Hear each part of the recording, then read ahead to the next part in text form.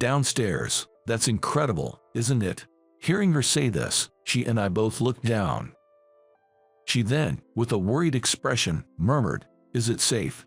I understood her worry, so I tightly held her hand, hoping to give her some comfort. I realized there was no need to hold back my overwhelming emotions anymore. "It's going to be okay." When I assured her of this, she joyfully hugged me. I tenderly hugged her back. It took quite a long time before I could hold her in my arms like this.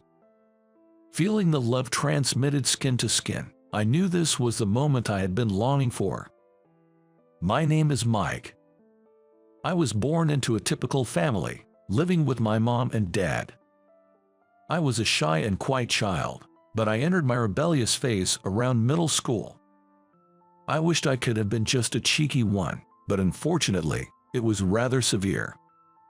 My quiet dad and I spoke even less, and my relationship with my mom became strained.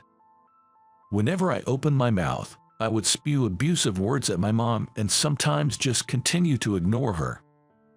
I skipped school without permission and had unauthorized sleepovers at friends' houses. But my mom would scold me at times and patiently listen to me at other times. We occasionally had verbal fights, but she never once rejected who I was as a person. Looking back, she really was a wonderful mom. One day, I was wandering around the nighttime city streets, following a delinquent senior. My mom, who had been looking for me, found me there. Mom and Dad apparently searched for me until midnight since I didn't come home. Honestly, I was a bit moved that my mom would do anything for me. But it was embarrassing to have my seniors know my mom was looking for me, and it was embarrassing to show my emotions to my mom. So, that day, I shook off my mom's attempts to take me home and ran away. In the end, I didn't return home but stayed at the senior's house. However, the next day, I deeply regretted it. When I woke up at the senior's house, I saw numerous missed calls on my cell phone. There were dozens of calls from my dad. With a bad feeling, I reluctantly called my dad back. Despite the many calls, my dad was calm. "You know the general hospital near home, right? Come here. No need to rush. Your mom's waiting, but take your time," he said. But his voice was clearly strained, and contrary to his words, I rushed to the hospital after hearing I didn't need to. I hurriedly caught a taxi and rushed to the hospital. My mom was sleeping, covered with a white cloth. It seemed she was hit by a drunk driver on her way back from looking for me. If I had come back with her, if she didn't have to go looking for me, if I hadn't acted out so foolishly, I blamed myself and withdrew from the world. Tears wouldn't come out. I simply closed the curtains, spending the day gazing into the pitch-black space. At that time, I was supposed to be preparing for high school entrance exams, but I didn't take them. My kind dad silently watched over me, daily placing food he struggled to cook in front of my room. Despite losing someone important, he never blamed me, the cause of it, even once. I didn't know how to respond to his kindness. After realizing the magnitude of my actions and their irrevocability, the feeling of despair grew day by day. One day, the president of the food production company where my mom worked visited. My mom, it seemed, worked as an executive assistant at the company dealing mainly with condiments. I knew she worked at a food production company, but I never thought she would be bustling about as an executive assistant. The president spoke of my mom's work ethic outside my room. He would come around every other day to share fond memories of my mom, despite his busy schedule. About a week into this routine, he said, "Your mom used to say she was proud of you." I had been quietly listening until then, but at his words, I involuntarily dashed out of my room to confront him. "That can't be true. I am just a childish brat who skips school and rebels against parents and teachers. Proud of me. That must be your consolation. There's no way my mom thought that. She must have been disgusted by me. Don't fabricate things." To my outburst, The president just smiled. It's true. Your mom had difficulty having children. She wanted to experience all the facets of parenthood, to hold her child, travel together, have parent-child arguments, be called old lady during rebellious phases. Behind the president, my dad was nodding, his eyes brimming with tears. I was at a loss for words. Wanting to be called old lady and to have arguments. When I asked, is it okay if I go through a rebellious phase, your mom said, rebellious phase is just expressing oneself to the parents, right? Experiencing the assertions of a child is something only a mom can truly understand and face directly. Of course, the good times are important, but I also want to experience those troublesome times. Experiencing that is a parent's privilege. I was recalling my mom. She was talking about you just a bit before the accident occurred, mentioning you are in full-blown rebellion phase. But experiencing such things makes me feel that he has grown. My son lets me experience various things as a mom. He truly is a son to be proud of. That's what your mom said, with a smile on her face. For the first time, I understood my mom's deep love for me, and I couldn't stop my tears. I crouched, weeping, comforted by the president in front of my room. My dad was also there, watching over me. From that day, I stopped being a recluse. Knowing my mom's thoughts made me want to face forward. Invited by the president, I started working at a subcontractor factory of his food production company. He told me I could aim to take high school exams while working or pursue something else I might find. He provided a place for me until I could find my dream. But still, without a dream at that time, I devoted myself to the job at hand. Everyone in the factory, including the president, knew my circumstances, and they were strict but kind. Since I didn't take the high school exams, everyone took turns helping me study during breaks. In the workplace with many older people, I met a girl of my age. Her name was Hannah. Hannah, 2 years my senior, also didn't finish high school. Coming from a poor family, she gave up her education to work so her younger brother could study. Despite being only 2 years apart, Hannah worked so hard. Even though her circumstances were far from ideal, Hannah always remained cheerful and positive, never showing any sign of bitterness or defiance. She often lifted my spirits. 3 years after starting to work in the factory, Hannah made a proposal to me. I'm not great at studying, but you, Mike, you pick things up so fast, don't you? Why don't you try taking the high school equivalency exam? I'm sure it'll benefit you in the future. Encouraged by the words of Hannah and by the people at the factory who taught me, I took the high school equivalency exam. And I passed it with flying colors. When I showed the passing notice to Hannah, she beamed with joy. I guess that's what people mean when they say someone has a blooming smile. At that moment, I realized I had feelings for Hannah. I was promoted to a full-time employee when I turned 20. And by the time I was 23, I was called to the main office. Hannah and I were still in touch, but our relationship didn't progress.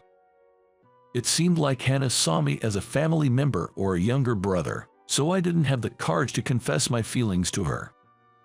She started attending night high school after successfully sending her brother to college. Actually, having at least a high school diploma was a condition for becoming a full-time employee in this company.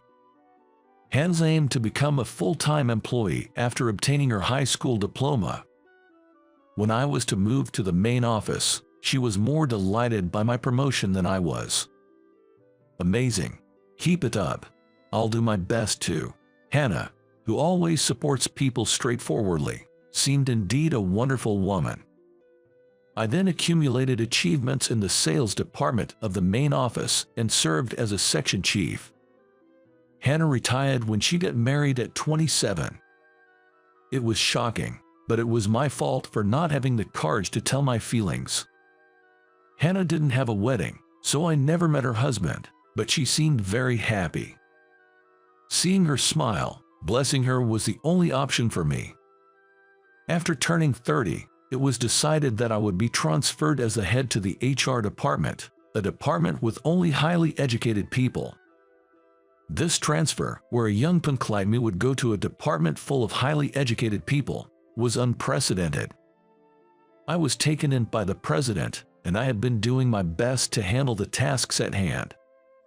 I had always wanted to live a life that wouldn't shame my mom. I managed to get here with the help of the people around me. I had nothing but gratitude for everyone who had supported me up until now. Finally, my first day as a department head arrived. However, I was suddenly made aware of the unhealthy mindset of this department. I was asked by the section chief of the new department about which university I graduated from. Since it wasn't something to hide, I honestly said I dropped out of junior high. Before I could tell him that I had obtained my high school equivalency after joining the company, he immediately started looking down on me. "Junior high dropout, are you sure you're in the right place? Everyone here is highly educated. I don't need a junior high dropout as my subordinate. Please, leave." It seems that he thought I was another employee who was transferred on the same day. I was pissed off at the section chief's disdainful attitude. The people at the factory and Hannah who saved me may not have been highly educated, but they were all wonderful people. Feeling looked down upon because of lower education felt like those people were also being looked down upon. I don't need a subordinate who discriminates based on educational background either. Subordinate. The perplexed section chief and I faced each other. "I've been assigned here from today. I only had a middle school diploma when I joined the company, but with everyone's support, I earned my high school diploma. I've proven my capabilities, and here, I will be the department head, so I'll be your superior." The color drained from the section chief's face, and he apologized in a faint voice. However, actually, judging people by their educational background wasn't unique to the section chief.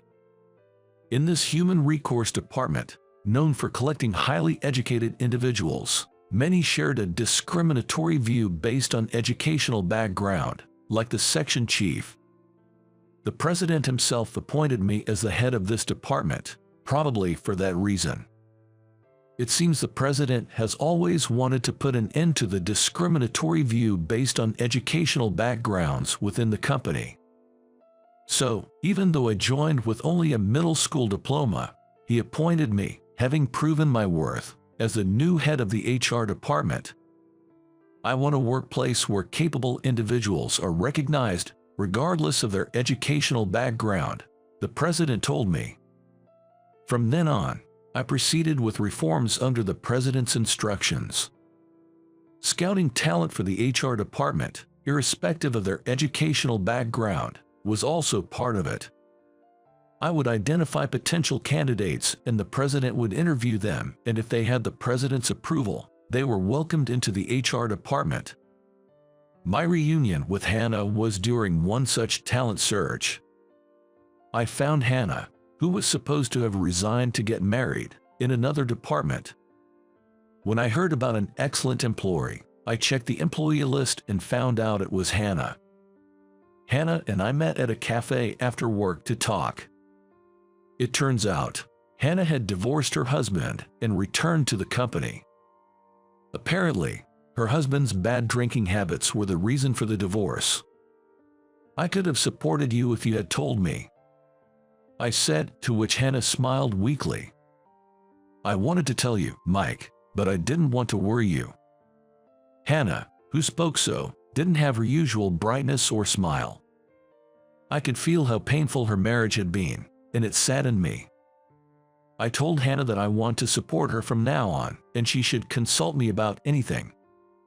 I believe Hannah is the talent needed to change the current HR department, but whether to welcome Hannah to the HR department or not was up to the president. As a result of the interview with the president, recognizing Hannah's abilities and humanity, it was decided she would join the HR department. Initially, Hannah, who, like me, only had a high school diploma, was not readily accepted by the others. However, With her diligent work and steadily accumulated achievements, others gradually began to open up to her. We, together, laid a good foundation for a workplace unrelated to educational backgrounds. Hannah seemed to regain her spirits, seemingly well suited for the job in the HR department. Watching her regain her sparkle, I, too, found my long-sealed feelings for Hannah rekindled. By this time, Hannah and I had started meeting privately as well. We lived near each other, so it was just casual dinners or me giving her rides home after work. We weren't dating. But one day, an incident occurred. It was a day off, late at night, when I received an urgent call from Hannah. "Help me." I rushed to Hannah's house to find a man banging on her apartment door, calling out her name. I called the police and had the man taken away and protected Hannah. After the police restrained the man, Hannah came out of the house, trembling with fear, and clung to me. My heart raced as I stayed by Hannah's side while she spoke with the police officer. Since it was already late at night, we decided to talk more about it the next day. I urged Hannah, who was still scared, inside the house. And I adhered to Hannah's wish to stay with her since she was scared. Unexpectedly, due to the incident, I was spending the first night with my beautiful colleague I had feelings for. I was a bit nervous. Hannah began to speak, seeming apologetic. "I'm sorry for dragging you into this. I should have called the police directly. I ended up calling you impulsively." I hurriedly assured her it was no problem. "I'm glad you relied on me. I wanted to be there for you if you ever needed help." We then heard voices from the entrance of the apartment. Looks like onlookers are still around since the police came earlier. Downstairs. That's incredible, isn't it? Hearing her say this, she and I both looked down. She then, with a worried expression, murmured, "Is it safe?" I understood her worry, so I tightly held her hand, hoping to give her some comfort. I strongly felt I wanted to protect her. I realized that there was no longer any need to restrain my overflowing affection for her. "It's okay, I'm here." When I assured her of this, she joyfully hugged me. I tenderly hugged her back. Finally, I told my feelings to her that I had harbored for so many years. It took quite a long time before I could hold her in my arms like this. Feeling the love transmitted skin to skin, I knew this was the moment I had been longing for. This is how we started dating. My relationship with Hannah progressed smoothly, and I proposed to her on her 33rd birthday. She nodded, with the same radiant smile as when we first met. For our marriage greetings, Hannah and I went to meet the president and the factory workers. Everyone genuinely congratulated us on our marriage. The section chief, who used to look down on me due to my educational background, has become a good partner at work, and I thanked him again. "Thanks to being underestimated by you, we could build an organization unrelated to educational background, and I could reunite with Hannah." The section chief gave a wry smile to my words. "Please stop. That's my dark past. I've changed my heart. I will never look down on people because of their education again." I couldn't help but laugh at his words. The section chief agreed to give a speech at our wedding. At the wedding, I want to express my gratitude to my parents who raised me, the president who took me in, the factory workers who watched over my studies, and my current colleagues. Hey dropout, translate this in an hour. I glanced at the documents handed to me with a mocking laughter. It appeared to be a contract written in French. It might be too hard for you without a college degree, but get it done in less than an hour. Behind those mocking words, I could sense the intent of ridicule, thinking I'd probably fail, and wondering how they could make fun of me if I did. The surrounding co-workers watched the exchange with a mix of sympathy and disbelief. Reading such a document would take less than 3 seconds. As I quickly scanned the content, I was taken aback, because it detailed an unbelievable deal. I've skimmed through it, and this contract is just absurd. What? No way you read that so quickly. Facing his raised angry voice, I calmly pointed out the errors in the documents. My name is Sam. I'm a regular office worker at a certain company. Well, starting today, I'll be working at the New York headquarters. Growing up in a poor family, I started working on the ground at this company right after middle school. Back then, it was just a part-time gig, but eventually, I was hired full-time. My co-workers were kind, and despite my limited formal education, they taught me a lot. From the job itself to math and even languages, I learned a lot on the job. I always believed that what I learned would one day benefit the company and contribute to its growth. With that mindset, the company helped shape me into a respectable professional, recognizing my skills and eventually trusting me with an assignment to an overseas branch. Although my first venture abroad presented numerous challenges, it was rewarding, and I was able to build good relationships with the locals. To be honest, I have been offered higher positions multiple times but always declined because I prioritized hands-on work at the branch.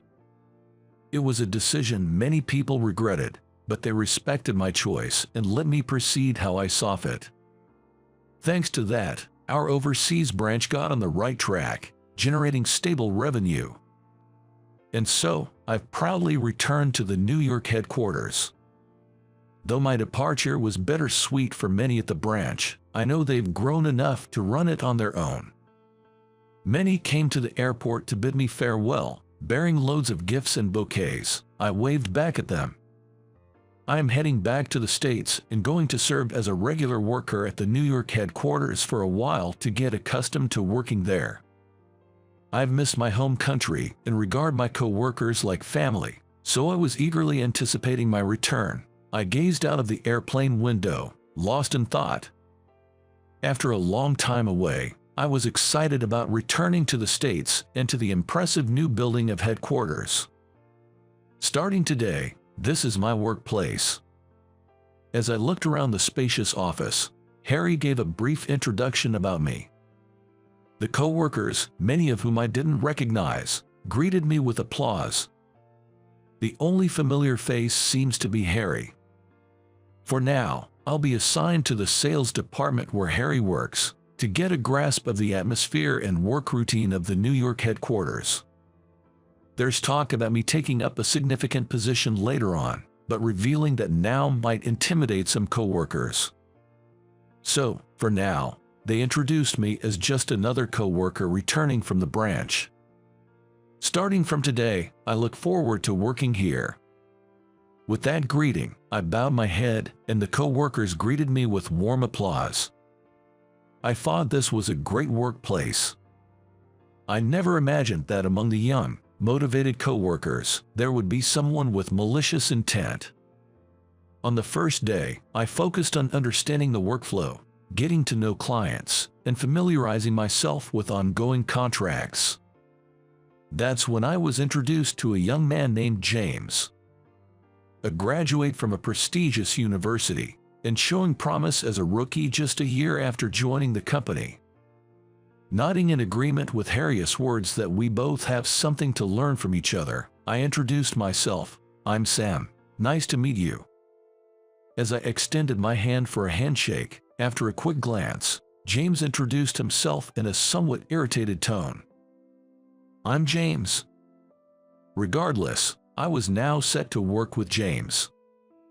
Thinking back, there was a sense of discomfort from the beginning. Sam, right. Keep it in mind that I'm the senior here, after all. Oh, understood. The moment the department had left, his tone and attitude turned curt.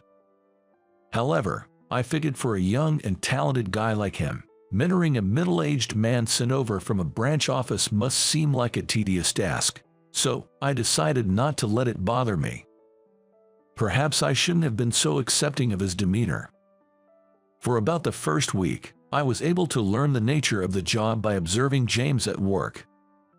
Since he didn't give me any explicit directions, I assumed it was a learn-by-watching kind of situation. But it seems I was mistaken. You're just sitting next to me, collecting a paycheck. Aren't you a little old to be doing that? That day, out of the blue, he dropped that comment, and I was taken aback. I have been diligently taking notes while watching James work, ensuring I understood the workflow. I made it a point to remember all our clients and contract details and was already strategizing about future dealings, but to him, it seemed like I was slacking off. Before I could even explain the misunderstanding, James turned to chat with a passing female co-worker. "Where's that coffee going?" "It's for Harry's office. He has a visitor." From the female co-worker who responded, James quickly took the tray from her. Without even glancing at her puzzled expression, he turned to me and said, "You're just hanging around today too, aren't you? Do this simple task." I carefully took the tray, making sure not to spill the coffee. But it's okay. Let's get the guy who's been doing nothing all week to do some work." "All right, please take it to the reception room then." The female co-worker, looking troubled, gave a slight bow and James said, "No need for that. Now, get moving," pushing me along with those words. Though I was confused, it was still a task I had been assigned. If I didn't hurry, I'd end up making the guests wait. Understood. Saying that, I carried the coffee to the reception room. From then on, his arrogant attitude only got worse. He blatantly looked down on me, hurling insults my way. I wondered what I had done to upset him. I couldn't recall doing anything to deserve such disdain, leaving me puzzled. Nevertheless, I'm currently in a position to learn under him at work. I had no choice but to endure it. "Hey, old man, copy this for me. We need it for the meeting, so make sure you get enough copies for all the members." A stack of papers was thrown carelessly at me. As I bent down to pick up the papers I had dropped, I could hear James's mocking voice. Typical old man, so useless. With just those words, he returned to his desk without another glance in my direction. A sympathetic co-worker tried to help me, but after getting a sharp look from James, he just said, "Sorry," with a regretful look on his face. "Don't worry about it, it's my job," I replied to the kind co-worker while gathering the documents. Afterwards, I made copies for everyone, secured them with paper clips, and made my way to the conference room. "You're late." The moment I entered, I was met with a shout. I thought there was still time before the meeting began. Confused, I distributed the documents to the co-workers. The meeting time was moved up. A female co-worker whispered to me. It seemed I hadn't been informed of the change in schedule. Feeling like a small act of malice had pierced my heart, I took my seat. "Why are you sitting? You're not part of this meeting, old man." James's sharp voice echoed throughout the conference room. "I'd like to understand about the new product," I responded, feeling the situation was completely unfair. At that, James visibly scowled. "We're telling you to leave because even if you listen, it won't be of any use." His disgruntled voice drew the attention of everyone in the room. Some looked annoyed, some pitied me. Their glances hurt, and I decided that staying would only be a nuisance. "I understand. Excuse me." I quietly said that and left the conference room. Behind the door I had softly closed, I bit my lip with sadness and frustration. I had returned to the NY headquarters to work. Yet, they wouldn't let me do anything. Still, I'm not in a position to defy James right now. Harry told me to learn from him. I don't want to let him down. If I can't attend the meetings, all I can do is dive deep into the documents, research the details, and understand them. Throughout the hours-long meeting, I did what I could in my own way. The new product discussed in the meeting was set to be pitched to a major international company. James is at the center of this project. He's running around various places as if he's forgotten about my existence. Right now, I'm left behind in the office, sorting and processing the expense documents he told me to handle. Occasionally, there are receipts mixed in that shouldn't be processed as expenses, so I discreetly set them aside for later clarification. I plan to ask about the details later. However, for such a big project, I think James is making too many unilateral decisions. Each time he returns, he gives instructions to the co-workers, but he seems to be the only one who knows the detailed status of things. This way, things that need to be done or networking when he's not around can't be done. I believe the product is being manufactured in a factory, but has he checked on its operation status? Looking around, many co-workers seem unsure about what to do next, their hands idle. What should I do? While I'm pondering this, James returns. His face is flushed, filled with elation. Walking back with great pride, he approaches me with a smug look on his face. "Hey, old dropout, translate this in an hour." I glanced at the documents handed to me with a mocking laughter. It appeared to be a contract written in French. "It might be too hard for you without a college degree, but get it done in less than an hour." I called out to James as he was about to walk away. "Hold on. This is a contract for a new product, right?" "Yeah, so what?" I responded to his scoffing remark. "I've skimmed through it, and this contract is just absurd." "What? No way you read that so quickly." Facing his raised angry voice, I calmly pointed out the errors in the documents. First, the amount listed here is off. The contract itself is simple enough that anyone could read it in a few seconds. I began by reading out the contract quickly. Not just James, but the other co-workers also looked at me in surprise. The wording seems fine, but this is in Euro notation. What are you talking about? That can't be right." James snatched the contract from me and took another hard look at it. He was visibly shaken by the amount listed. The fact that the amount was sneakily written in small, messy handwriting suggests that the other company is definitely shady. Still, if one were to carefully check, it would be obvious. To begin with, it's clear they're taking us lightly if they think they can pull something like this. Thankfully, the contract hasn't been finalized yet. There's still a chance to fix things. Can someone please call Harry as soon as possible? Whoa, old man, don't go making decisions on your own. I glance at the shouting James and quickly think about my next move. "James, the contract mentions that we need to provide samples before the deal, right?" "Yay, that's right. It's a big deal. That's standard procedure. Have you informed the factory about this?" At my words, James hesitated. Most likely, the factory wasn't informed about the sample provision. Come on, even without saying, we surely have some samples ready, don't we? We can't be sure of how many surplus units we have without checking with the factory. I immediately make a call to the factory. The workers there, surprised by the urgent call from the NY headquarters, promptly connect me to the factory manager, who fortunately was nearby. I quickly brief him on the current situation and check how many samples we can provide. Unfortunately, it wasn't enough to meet the numbers our client had specified. "I know it's a stretch, but can we ramp up production to meet the deadline? For you, Sam, we'll make it work. Don't sweat it." The factory manager was willing to cooperate. I felt sorry, but it seemed like we would have to ask the workers for some overtime. "Thank you, I really appreciate it." I sent my deepest gratitude to them. "Sam, what on earth happened?"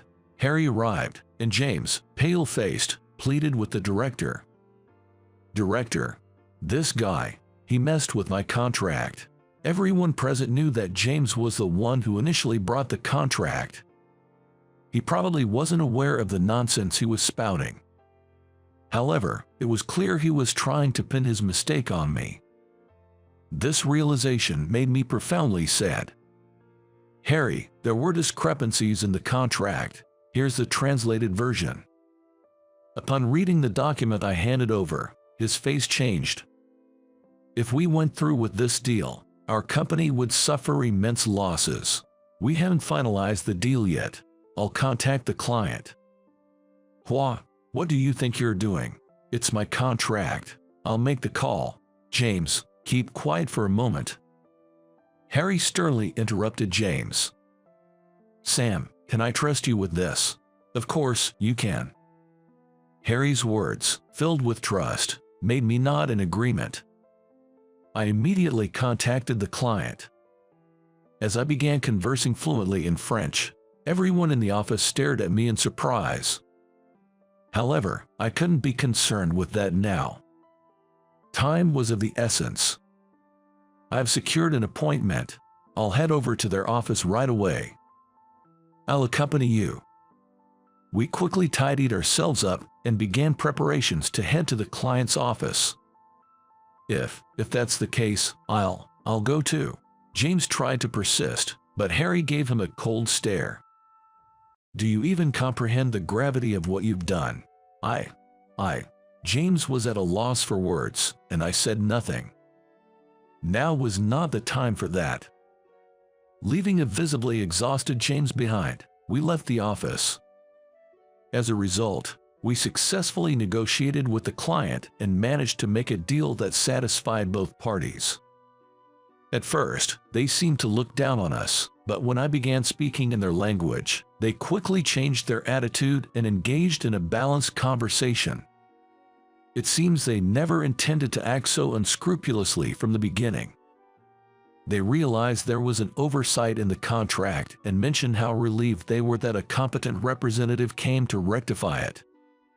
Apparently, James's French was hard to understand and, to make matters worse, rather self-absorbed.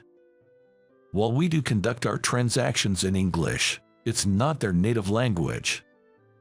That's precisely why one must be cautious with pronunciation and word choice. James's way of speaking lacked sincerity. This, combined with other issues, frustrated them, and they thought of slightly intimidating us. They didn't expect us to take such a contract seriously and actually consider it. At the same time, they had intended to sever ties with any company willing to finalize such an agreement carelessly. Our newbie, James, was rude, but you guys were also out of line. Upon hearing this, the executives from the client side gave a wry smile and apologized for testing us. Moving forward, I believe we can engage in mutually beneficial transactions. After that, we shook hands, had a friendly chat, and then returned to the New York headquarters. I returned to the New York headquarters and entered the office, which was still buzzing with unease. Soon, flustered co-workers rushed over to me. The contract has been amended to the appropriate amount and will provide the sample products as promised, I informed them. Upon sharing that the director and I had renegotiated the deal, ensuring a positive business relationship in the future, the co-workers collectively sighed in relief and celebrated the good news. Amidst the jubilation, a young man stood alone, glaring at me. It was James. What the hell, man? You stole my thunder. Cold stares surrounded the yelling James. James, do you realize how much trouble you've caused everyone this time? As I questioned him calmly, it seemed to strike a nerve, and he started ranting like a tantruming child. Why should I care? If everyone had listened to me, everything would have gone smoothly. I did nothing wrong. Everything would have been fine without your meddling. I'm not at fault. Definitely not at fault. With each of his outbursts, the atmosphere grew colder. And it seems my patience had reached its limit. Enough is enough. My voice echoed throughout the office. You should be ashamed, being an adult and not being able to accept your own mistakes. Quietly, yet with stern authority, I addressed him. James stood there, lost for words. The co-workers just stared at me with shock, while Harry gave a wry smile. This could have been avoided if you haven't acted on your own.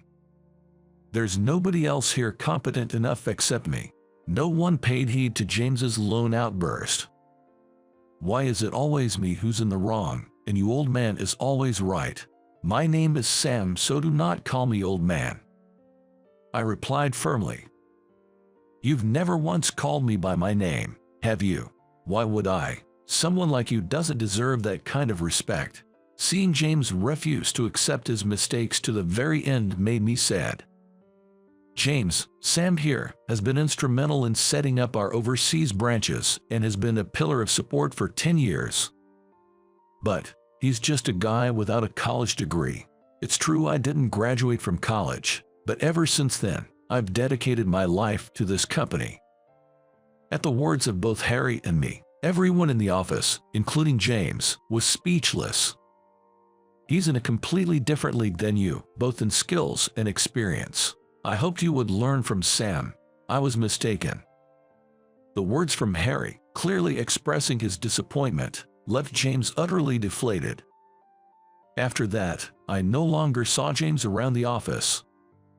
He wasn't fired. The company tried to let him go, but I intervened. Though arrogant and self-centered, he's still young. He should have the chance to start over. Now, he's working at a factory as a regular worker on the floor. I wanted him to get to know the ground level, to understand the products and the people making them, and then figure out what he should be doing. Some said I was being lenient, but I disagree. For someone as proud as him, working on the factory floor would be a humbling experience. I thought this would be the best lesson for him. He might not be able to do even half of what the workers he looked down upon can do. Through this, I hope he learns. It's because of these supportive workers that we can do our jobs. Being nurtured by this company, I don't want to abandon him. I hope he bounces back from this setback and someday we can work side by side. That's my wish. Months have passed since then, and work has been running smoothly. As for me, I've been promoted to Sales Department Director. Harry is now an Executive Vice President. My relationships with the co-workers are strong, and we have a solid partnership with the clients, even the ones we had the contract issues with. Looking back, this company saved my life. And now, I'm back at the New York headquarters, supporting the company as one of its pillars. I'm liaising with our overseas branches, and we're making progress with new product development. The fruits of my labor over the years are finally paying off. I couldn't be happier. I will continue to grow alongside this company. I watered the small cactus on my desk before heading to a meeting. By the time I returned, the cactus had blossomed with a tiny flower. I was stunned by a shocking truth and became dazed. Out of the blue, she blurted out to me, "I just can't be without you." Cutting me off, she looked straight into my eyes. Her gaze conveyed a strong determination. Her expression was pure seriousness. My name is Kevin. I'm a 27-year-old graphic designer. Currently, I work for a major design company, handling various tasks like designing posters and book covers. Despite I graduated from a vocational college 3 years ago, I won a design contest with a poster which landed me a job at this company. Until then, I had been freelancing, but after showing off my award-winning design, I miraculously received a job offer.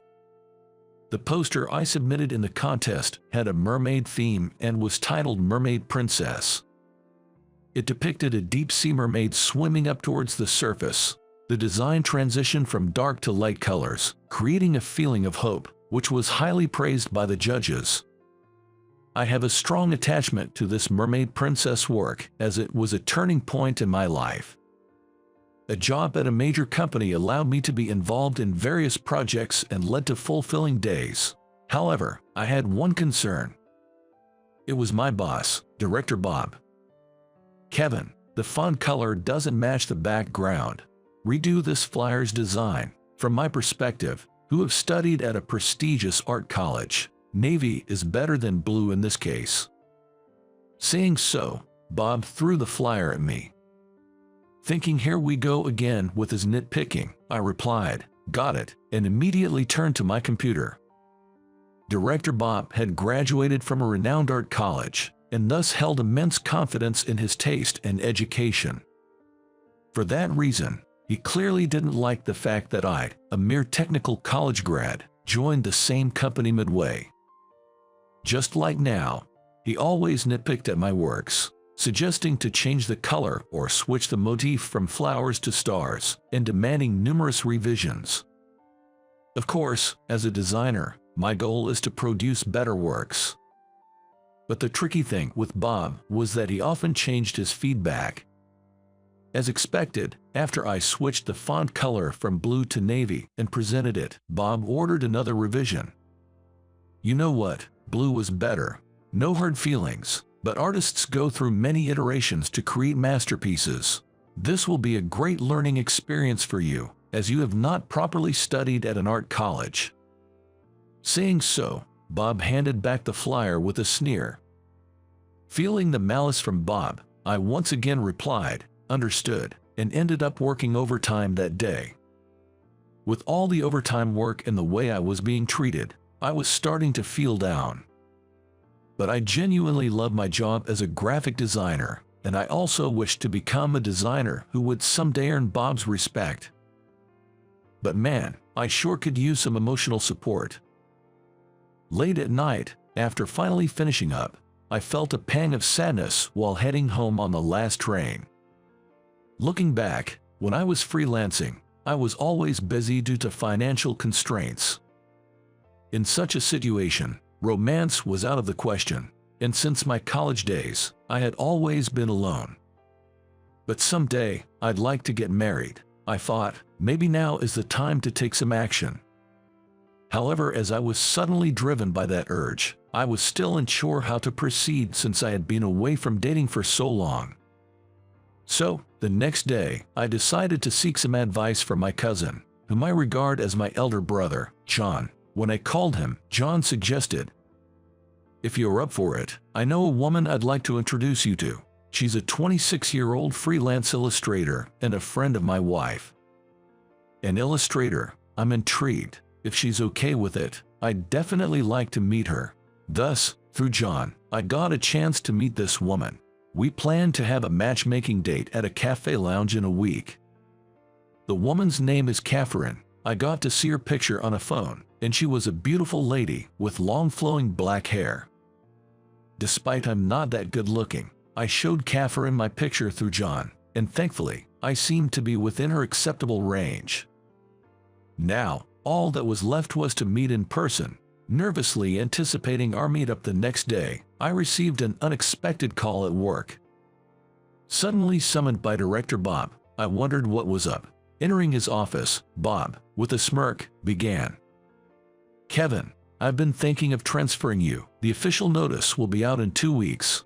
Start preparing for your new location so you will be able to begin working in a month." "Wait, you are transferring me?"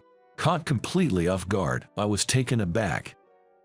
The branch office he referred to was also known as the dumping ground for sidelined employees, infamous for hardly getting any design work. Why would I, who can handle designs at the main office, suddenly be transferred to that branch? When I voiced my confusion, Director Bob, with his usual condescending attitude, continued, "Well, Kevin, you've been working more overtime than other employees, and frankly, your level aren't enough for the main office. If you're unhappy with that, maybe you should consider resigning on your own terms. After all, you used to freelance, and that might be a better fit for you." His words made his true intentions crystal clear. Bob's plan was to pressure me into resigning by forcing an undesirable transfer. For me, if I was to be transferred to a branch where hardly any work comes in, it would probably be best to leave the company. Feeling the unfairness in Bob's actions but knowing arguing would be futile, I simply responded, "Understood. I'll submit my resignation form," and quietly left his office. I had always put in effort, hoping for recognition from Bob. But all that effort went down the drain. Though I was filled with a deep sense of frustration, I had a meeting set up with Catherine the next day. It would be unthinkable to cancel the matchmaking date the day before after expressing my interest. I should apologize sincerely. With that thought, I headed to the cafe lounge in a suit the next day. Arriving about 10 minutes earlier, I nervously waited for Catherine. Then precisely on time, she appeared. Wearing an elegant gray dress and carrying herself gracefully, Catherine looked even more beautiful than in her photos.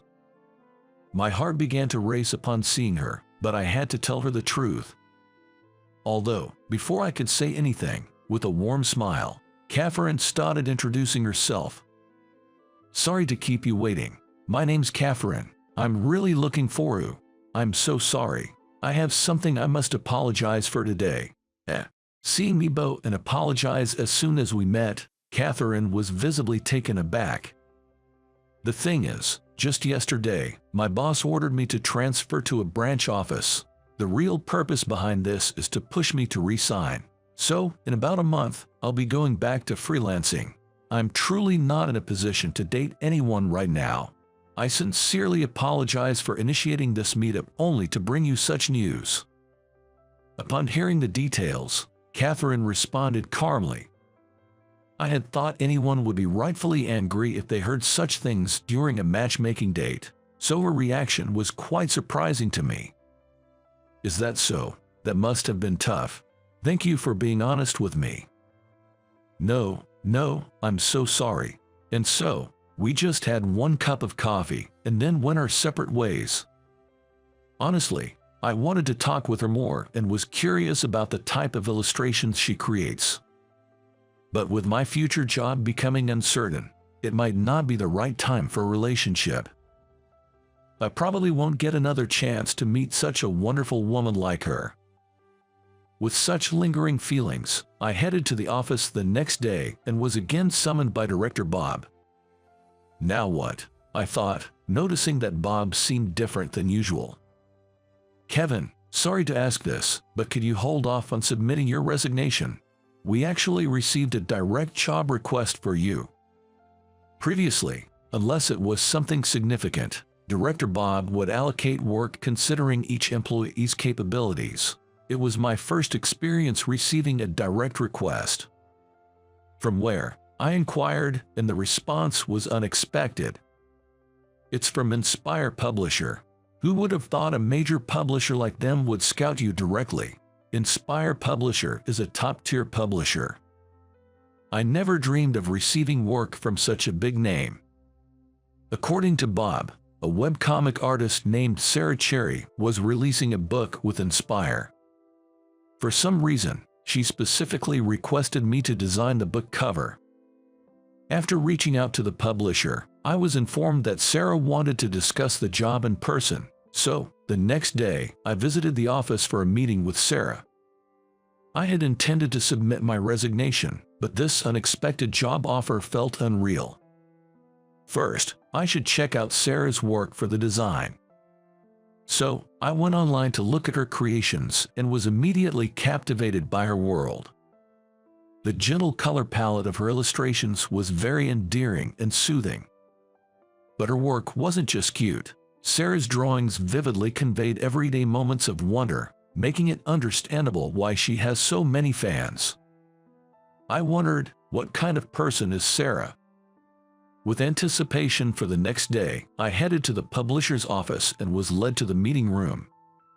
But the moment the door opened, I was shocked. It was Catherine, the woman I had just met for the matchmaking date. Caught off guard, I managed to say, "Could it be, are you Sarah Cherry?" With a smile, Catherine nodded. "Yes, I work as an illustrator under the name Sarah Cherry." I knew Catherine was an illustrator, but I had no idea she was Sarah Cherry. In astonishment, I slowly said, "But Catherine, are you sure I'm the right fit? I'm the only one in my company with a vocational school degree. There are many more skilled designers out there. I specifically want you." Cutting me off, Catherine looked at me straightly. Her expression was full of seriousness.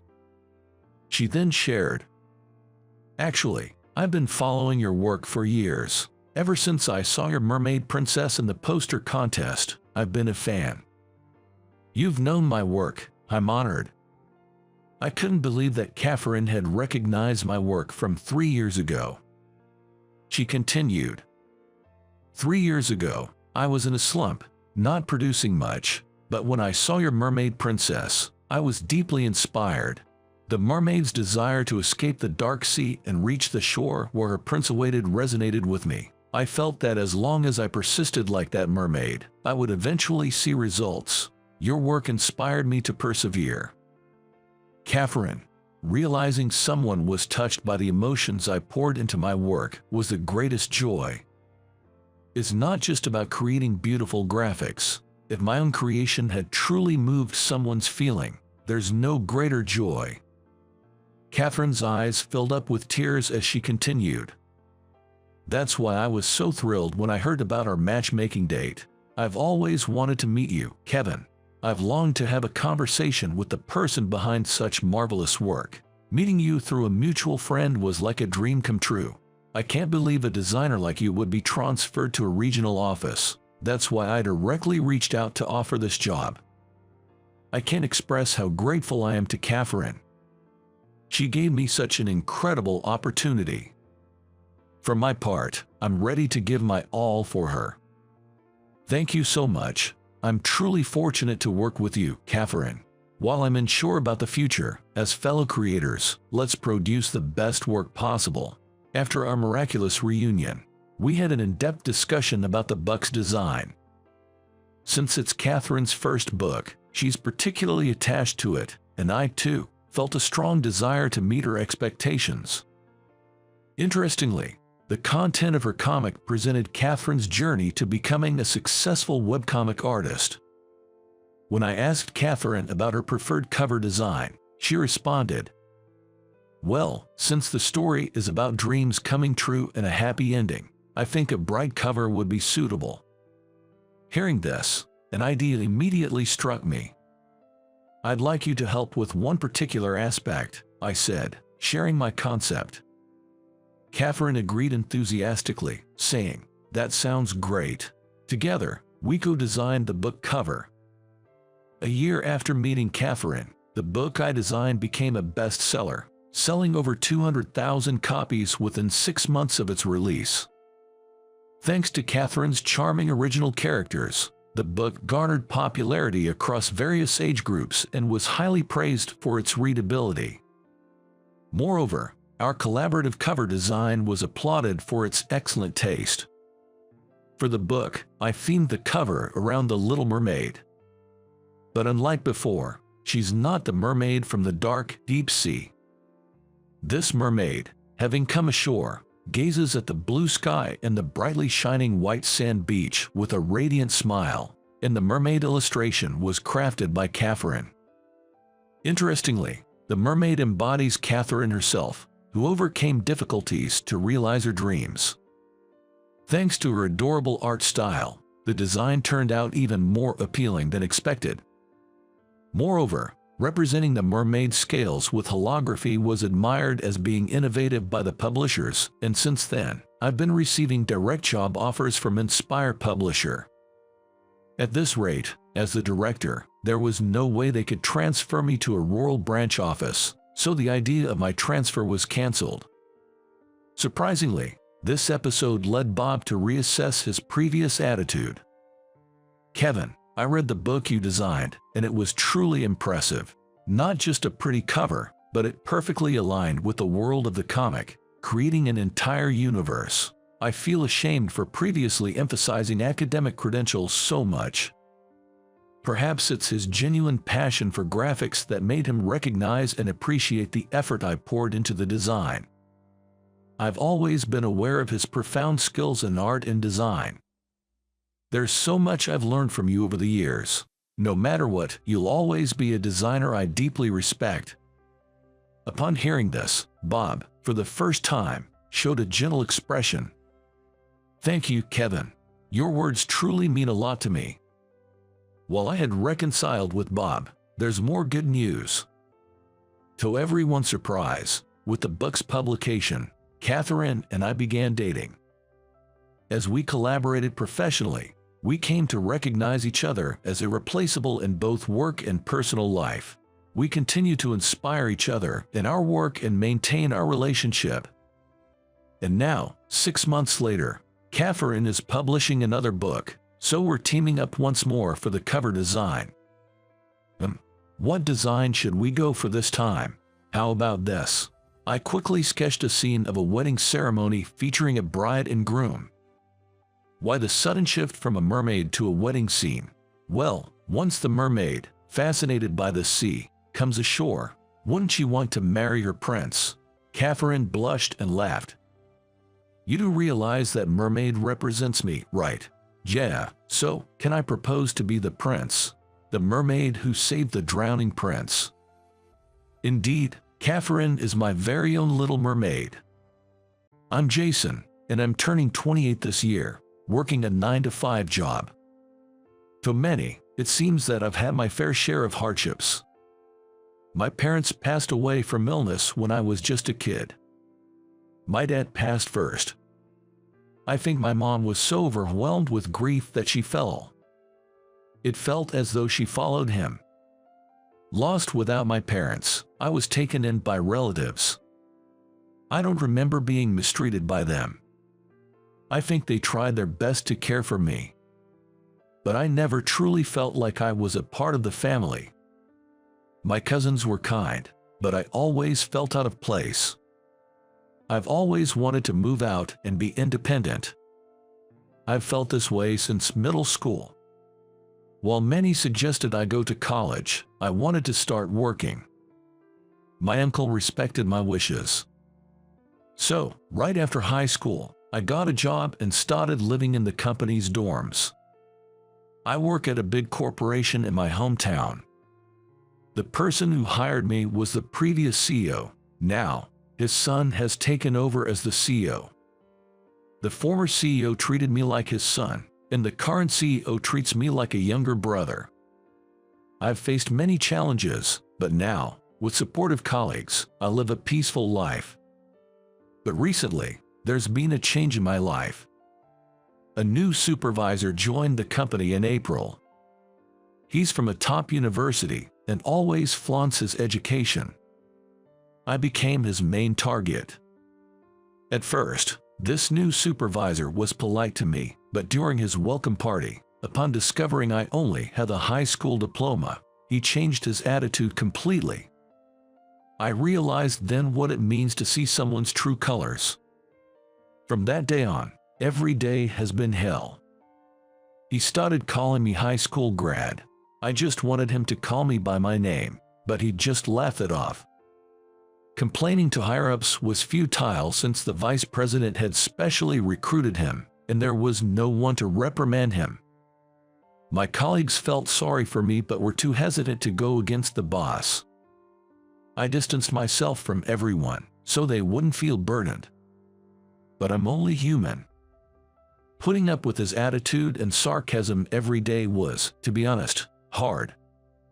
Today, from the morning, he kept calling out high school grad and reprimanded me non-stop for a mistake that wasn't mine. He obviously knows it wasn't my fault.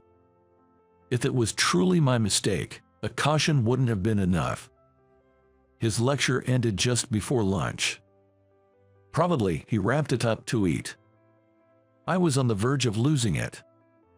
To cool down, I'd often go to the backyard of the office. There's a seemingly random yet well-maintained flower bed there that calms me. Every time I'm upset, I sit by the flower bed and take deep breaths. This spot was secretly introduced to me by the previous CEO when I just joined the company. Take deep breaths here to cope with life's challenges, he had said. But today, I was so irritated, I almost forgot his advice. I'd never do something like this, but today, the peaceful flowers swaying in the wind angered me.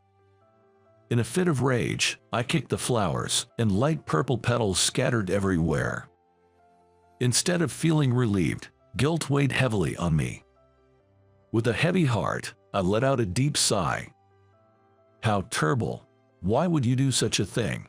Suddenly, a frail voice said that, and I turned to look behind me. There stood a girl in a black dress. She was pointing at the flowers I had scattered, her lips quivering. Her pale skin, which looked like it seldom saw sunlight, looked like a reminiscent of a doll. "Did those flowers do something to you?" she continued, and I was momentarily caught off guard. It seemed I had unintentionally been staring at her. Of course, what she said made sense, and it was clearly me who was in the wrong. But today, of all days, I just couldn't bring myself to admit my mistake. "Aren't you an outsider? Don't just barge into the company grounds," I snapped at her, showing my irritation. The girl flinched at my voice. Seeing her tremble slightly reminded me of the flowers I had kicked around, causing a twinge of guilt. "I'm sorry," she muttered, bowing her head. Her slightly silvery long hair shimmered as it caught the sunlight. "But you shouldn't have done that either. Did something sad happen to you?"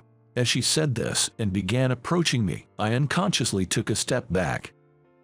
A moment ago, she seemed so timid, but now she was boldly moving closer. "Next time, instead of taking it out on flowers, have this." She tried to push something into my mouth. Something hard was pressed against my lips. A candy with a minty flavor rolled into my mouth. As I stood there in surprise, she offered me a small can. Somehow compelled, I took it from her. The contents of the can rattled as I held it. "Please cheer up with this." With that, she turned on her heel and dashed towards the back gate. She must have seen the flower bed from somewhere and entered the premises. The glimpse of her pale skin, visible from beneath her dress when she turned, stayed on my mind throughout the afternoon's work.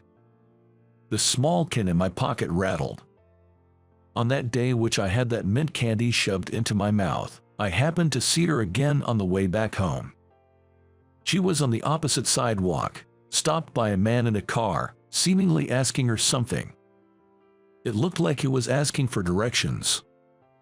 Unaware or perhaps ignoring his intrusive closeness, she looked into her cell phone to provide guidance to him. From where I stood, I could clearly see the man's sly, unsettling grin, and it made my blood boil. I jumped over the guardrail to cross to the other side. And then, I positioned myself between her and the man. "Sorry, did I keep you waiting? Who is this guy?" I pretended to be her boyfriend as I asked her. She looked taken aback by my sudden appearance. The man clicked his tongue in annoyance. "What? Where do you want to go? I can explain." With a friendly smile directed at the man, he mumbled something like "I'm fine," and hurriedly got into his car. He drove away as if escaping. Watching his retreating car, I was pondering the situation when I felt light punches on my back. "Why did you lie? I can give directions too." She seemed to feel belittled, her face turning a deep shade of red in apparent anger. Her obliviousness to the danger she was in somewhat angered me. "You were about to be dragged off into some remote area by that guy. Did you see his face? That creepy way he laughed." As I said this, grabbing her slender wrist, she shot me a defiant look. "That man was a gentleman. Maybe you're just mistaken. By the way, my name is Catherine." Even elementary school kids these days are taught at school to ignore strangers if they talk to them. I don't know if she's some sheltered girl from somewhere, but I'm racking my brain trying to figure out how to explain things to her. As I was stumbling over my words, the girl who introduced herself as Catherine smirked, looking rather puffed up. She probably thought she had me beat in the argument. Seeing that expression on her face, I felt frustrated. "Fine, got it. I won't offer any more help from now on. There'll come a time when you'll realize I was right." With those parting words, I turned my back on Catherine. I left without looking back. That was the plan, at least. Suddenly, I heard the screech of a car coming to an abrupt stop behind me. A bad feeling crept over me, so I stopped and looked back. Sure enough, it was the same situation unfolding all over again. I instinctively dropped to my knees, holding my head in my hands. This time, it was a group of 3 young men. One of them was talking to Catherine, and while she was distracted, another snuck up behind her. The last one stayed in the car, seemingly waiting for the right moment to open the door. My gut told me this was seriously bad news. Catherine was cheerfully giving the guy directions. In an age where everyone uses GPS, I wish people would quickly realize how odd it is for someone to ask a pedestrian for directions. "Catherine, what are you doing? Come over here now," I yelled her name loudly. She looked over, startled, with a surprised look on her face. The men saw me and muttered something like, "She's got a boyfriend," before quickly getting in their car and driving off. By the time I got to Catherine, the car was long gone. She stood there with a blank face. How can someone who's lost drive off so quickly? She wondered aloud. All I could muster was a, "Who knows? If I let her go home alone now, she might really never make it back." More than anger or disbelief, I started to feel genuinely concerned. Where do you live? I'll walk you home." When I said that while scratching my head in frustration, Catherine puffed out her cheeks, replying, "I'm fine. I'm not a child. I can walk home by myself." Saying that, she turned her face away from me in a huff and began walking. Of course, I'm under no obligation to escort her. But if something were to happen to her and I saw her photo on the morning news, I'd regret it for the rest of my life. Okay, I get it. I'm heading the same way, so just ignore me," I told her, following a short distance behind her. At first, she seemed wary of me trailing her, but after a while, she began initiating conversation. Still walking ahead, she asked, "What's your name, and how old are you?" I replied, but she just responded with a casual "I see." But I have noticed. I saw that her steps had become lighter, and she seemed happier as we walked. After walking side by side for a bit, Catherine suddenly stopped in front of an event bulletin board. There were posters advertising public events. One of them had caught her eye. She was looking at a poster for an event at the county botanical garden called Night at the Botanical Gardens. The nighttime garden would be illuminated and feature pop-up outdoor libraries, markets, and bars. Visitors would be given lanterns with LED candles that glow. Catherine gazed at the poster with sparkling eyes. "Do you want to go?" I asked nonchalantly. She nodded slightly. Her profile looked a bit sad. "I've been told I shouldn't go out at night." She said that, while smiling as if she had gave up. Then she fascinated me with her own version of the nighttime botanical garden all the way to her house. The nighttime botanical garden she described sounded as magical as a fairy tale, utterly charming and delightful to hear about. I was so engulfed in her whimsical story until we were standing in front of her home's gate, where she turned around and said, "We're here," and smiled. "Thank you for walking me home," she said. With the same cheerfulness she showed during the day, Catherine gave a quick little bow. Her home had a grand entrance, so big that you couldn't see the front door from the gate. She truly seemed like a genuine young lady of high standing. "Do you want to go together to the nighttime botanical garden?" That just slipped out of my mouth. Catherine looked up at me, her face lighting up as if she was caught off guard. "If we sneak out, no one will know. It'll be fine." With a mischievous grin, I teased her, and Catherine laughed in response. We then made a promise by doing a pinky swear. We decided to go on the last day of the nighttime botanical garden. And just like that, we shared a secret between us. Meeting Catherine was like a breath of fresh air for me. The next morning, the manager was on my case again, but I noticed I wasn't as irritated as before. Whenever I thought of Catherine's face and the cool taste of mint, I felt calmer.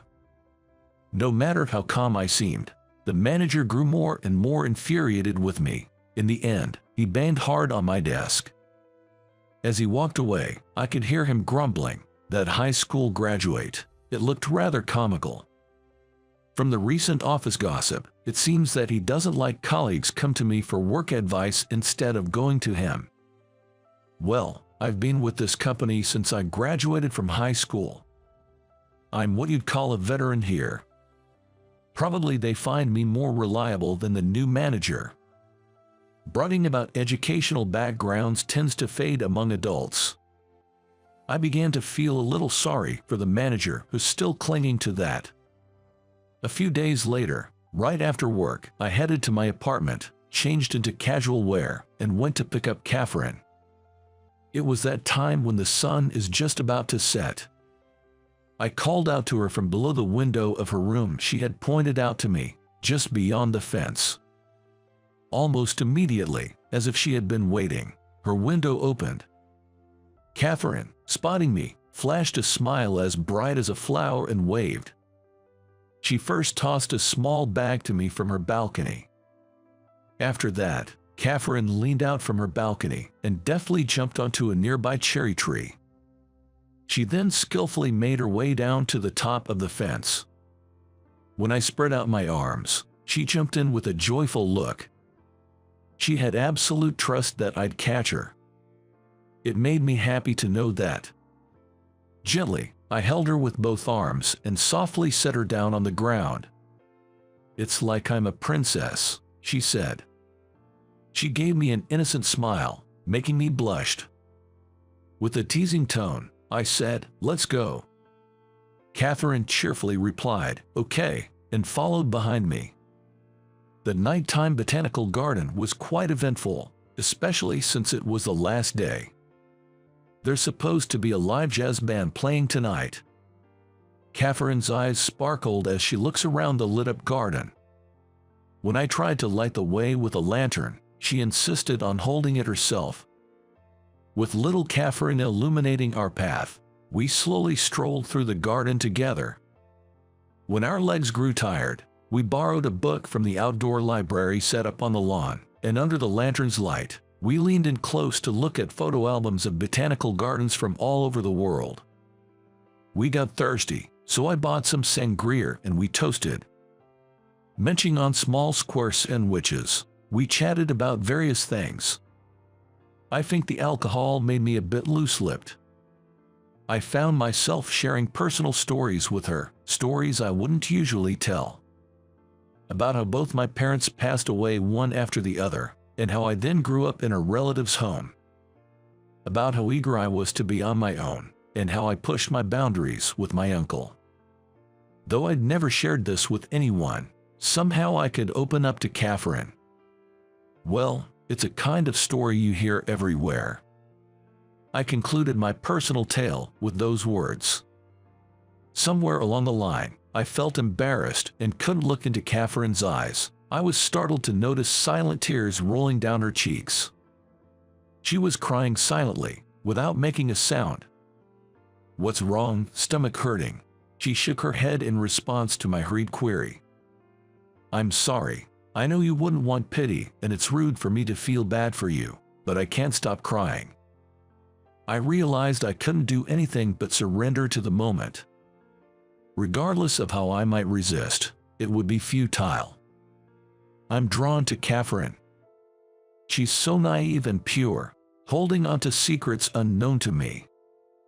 I don't mind. I'm not at all bothered if you feel sorry for me," I sincerely said. From that day on, Catherine and I became much closer. My personal life was great, but at work, my supervisor continued to give me a hard time as always. Lately, he's been nitpicking, looking for any mistakes I might make. If he can't find one, he tries to pin someone else's mistakes on me. Whenever he does that, he'd always say, "You are fired." Of course, it's impossible for him to fire me just on his own whim. Even a child would know it's just an empty threat. If I had remained calm, if I had held back, things wouldn't have escalated. That day, the supervisor was more persistent than ever. He kept probing, asking why I didn't go to college and digging into my personal life. So, after your parents passed away, you got shuffled around relatives' homes. The typical sob story. Your parents probably lacked the will to live. Losers, I guess. He must have read my background. When I remained silent, he continued to mock my parents and relatives. If it weren't for the insurance money, they wouldn't have been able to do anything for you. I'd held back for so long, but this was the last straw. Before I realized it, my smirking supervisor was on the ground. Clutching his cheek, it seems I had struck him. Hitting your boss. Typical behavior for a high school grad, like an undisciplined stray dog. That's when I realized. The supervisor was provoking me by insulting my parents, just to get a reaction out of me. I had fallen right into his trap. I was suspended and confined to my dorm room until they decided on further action. I don't regret what I did. I wish I could have counted with words, but my overwhelming anger pushed me to act. If it turned out that I was the only one getting suspended, I wish I'd made a bigger scene. That's my only regret. Today is the third day of my suspension. On a weekday afternoon, the bachelor dorm is eerily quiet. After being comforted with a "you made a mess" by the cafeteria lady while eating lunch, I returned to my room to find my window pane making a sharp noise. When I listened closely, I then heard an even louder thump. I quickly opened the window, and right below, I saw Catherine, about to throw a fist-sized rock at my window. Hold on, that's crazy. I was more amused than shocked. She said she had been throwing increasingly larger rocks because I didn't notice the smaller ones. I heard you got suspended, and I got worried. Why? Who told you? How did Catherine know about my suspension? Catherine just said, "It's a secret," and smiled. Afterwards, I was able to return to work, but I couldn't get back to my original department. I was moved to a position with nothing but menial tasks, seemingly being edged towards quitting on my own. During this time, the CEO was on an extended business trip abroad, and all decisions were being made by the vice president, which wasn't ideal. The vice president was basically a puppet to the supervisor, easily manipulated. I was determined to stay, at least until the CEO returned. About 6 months after my transfer, something wonderful happened in my personal life. Catherine accepted my marriage proposal. I know it might seem too soon, but I wanted a family of my own. I couldn't imagine anyone but Catherine by my side. I just wanted to tell her that as soon as possible. I want to give you something precious. This was her response to my proposal. She took off the locket pendant she always wore. She gently opened the intricately designed pendant top with her delicate fingers to show me its contents. Upon seeing what was inside, I couldn't help but exclaim, "Well, it held another one of Catherine's secrets. Look, it's my father, the secret evidence." The secret Catherine had been hiding for so long was now shared with me, and I couldn't contain the overwhelming love I felt for her. It's probably something she wouldn't want anyone to know. Inside, there was a picture of the former CEO who had treated me like his own son. From this, I could infer that Catherine had a complicated relationship with him, her father. Things moved quickly, and a wedding date was set. When I handed out invitations to my co-workers, everyone congratulated me. Of course, I also gave an invite to the supervisor. He accepted it with an arrogant demeanor and casually tossed it onto a pile of documents. From what I've heard, he's planning to attend, just to save face in front of the others. This news was a relief for me, because his attendance was a crucial part of a plan Catherine and I had plotted. If he didn't show up, our plan wouldn't kick off. I quietly looked forward to the surprise we had in store for the wedding day. On the day of the wedding, as expected, the supervisor's behavior was beyond rude. Even though he was scheduled to attend the church ceremony, he started drinking beer early on and got completely drunk. In that state, he stumbled into the bridal suite and, in his typical manner, began to loudly mock me. "Look at you, getting married so young even though you only finished high school. Did something happen? Did she get pregnant? Is she also just a high school graduate? I bet she's just another pretty face with no brains, right?" He loudly repeated such disgraceful remarks. I was desperate to calm down my cousin and uncle, who rushed over in anger. The supervisor, seeing this, only became more elated. He began to shift his insults and hurtful words from me to Catherine. "What do you see in a high school graduate?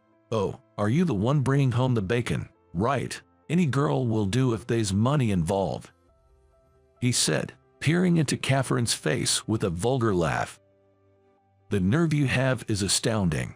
How dare you speak to my sister that way?" An unexpected voice thundered.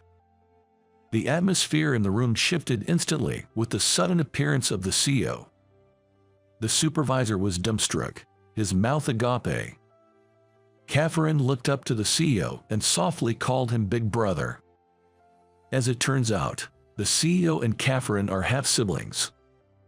The CEO is the child of a previous marriage, while Catherine seems to be a child he had out of wedlock. The former CEO deeply loved Catherine's mother and reportedly neglected his own wife, who he had been in a somewhat arranged marriage with. That's likely the reason the siblings were not very close. "To act so rudely on my sister's big day, can't you see you're tarnishing your own reputation?" the CEO said. Next to the supervisor, who had turned a deep shade of pale, the vice president seemed to have lost all color as well. It was the supervisor he had personally recruited who was now causing the scandal. He likely realized that he bore some responsibility for this blunder. "It's a misunderstanding. I'm the victim here. He assaulted me. You shouldn't be blaming me," the supervisor exclaimed, his words becoming more and more erratic. The CEO, clearly infuriated, told him, "Go home and await disciplinary action."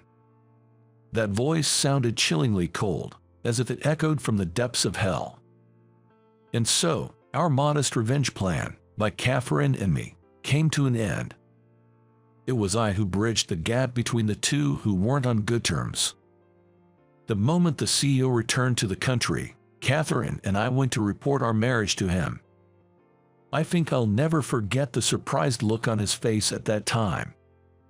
I told the CEO, "Let's forget the grudges from our parents' time and build a new era together." He, who had always doted on me like a younger brother, probably never imagined I'd marry his half-sister, Catherine. "Jason, from now on, you're truly my brother. On behalf of our father, I ask you to take care of Catherine." The CEO deeply bowed, and Catherine hugged him, repeatedly saying thank you and I'm sorry. Finally able to share words she'd always kept inside, Catherine joyfully grabbed both my arm and the CEO's, smiling gleefully. A year passed since our wedding day. One day, Catherine approached me, clearly excited about something. It seemed like she was hiding something behind her back. "What are you hiding?" At my inquiry, Catherine unveiled a flyer with a playful ta-da. It was an advertisement for a nighttime botanical garden. "We're going again this year, right?" Catherine looked at me, eyes sparkling with anticipation. "Of course, and next year, and the year after. Let's make it our tradition," I replied. Catherine nodded, her face full of happiness,